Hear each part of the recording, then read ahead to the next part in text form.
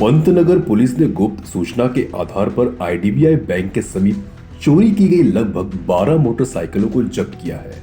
हम आपको बता दें कि घाटकों पर स्थित आईडीबीआई बैंक के समीप खड़ी मोटरसाइकिल को चुरा लिया जाता था। हालांकि पंतनगर की पुलिस ने इस मामले में एक आरोपी को गिरफ्तार कर लिया है, जिसका नाम मंगेश रामचंद्र गुप्ता है। भारतीय दंड संहिता 379 की धारा लगाई गई है। आरोपी इससे पहले भी 12 से अधिक घटनाओं को अंजाम दे चुका है। इस आरोपी को पुलिस आयुक्त विवेक फणसकर, उप आयुक्त विनायक देशमुख, जोन 7 के डीसीपी पुरुषोत्तम कराड़, सहायक पुलिस आयुक्त घाटकोपर विभाग वरिष्ठ पुलिस निरीक्षक राजेश केवाली, इन सभी के मार्गदर्शन से अपराध विभाग पुलिस निरीक्षक संतोष कदम की टीम, डिटेक्शन अधिकारी सागर खोंद्रे, मनोज गायकवाड़, चौहान, आहेर, रोकडे, इन सभी ने आरोपी को हिरासत में लिया। आरोपीला अटक केलेली आहे, ज्यामध्ये तब्बल तुम्ही 12 गाड्या दुचाकी रिकवर केलेल्या आहेत। काय मोडस असायची आरोपीची आणि कशा प्रकारचा तपास होता? पंतनगर पोलीस ठाण्यामध्ये एक 10 तारखेला एका इसमाने तक्रार दिली की त्यांची मोटर स्कूटर चोरीला गेलेली आहे। त्या अनुषंगाने तो गुन्हा दाखल करण्यात आला।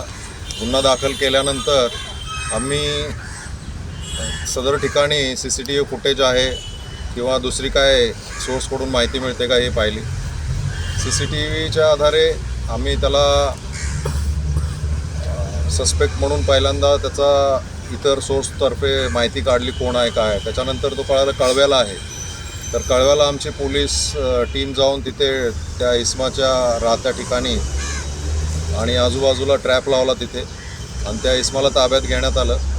त्याला ताब्यात घेतल्यानंतर त्याला अरेस्ट केलं। त्यावेळी त्यांनी कबूल केलं की त्यांनी ती गाडी चोरलेली होती। तर त्याची मोडस ऑपरेंडी अशी आहे की तो वेगवेगळ्या ठिकाणी फिरत असतो। दादर, मुलुंड, पंतनगर, घाटकोपर या परिसरामध्ये गाडी कोणी पार्क केलेली आहे आणि त्याला चावी लावून कोण गेलं आहे, पटकन कोणतर दुकानात जातो किंवा टॉयलेटला जातो, कोण विसरून जातं चाव्या, तर अशी गाडी तो पाहतो आणि तो लगेच घेऊन जात असतो।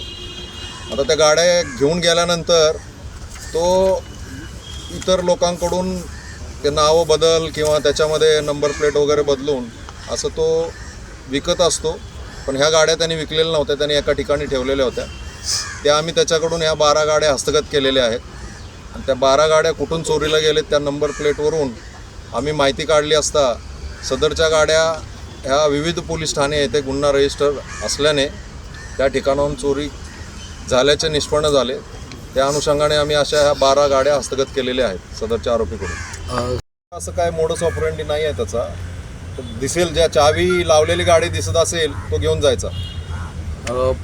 एकूण मुंबईमधल्या ह्या चोऱ्या पाहता लोकांनी किती काळजी घेणं गरजेचं आहे? कारण गाड्या अशा अनेक ठिकाणी निर्जन स्थळी पार्क केलेल्या असतात, तिथून चोरी येण्याचं प्रमाण मोठं असतं। निर्जन स्थळाचा प्रश्न नाही आहे, ह्या रहदारीच्या रस्त्यावरून सुद्धा गेलेले आहेत।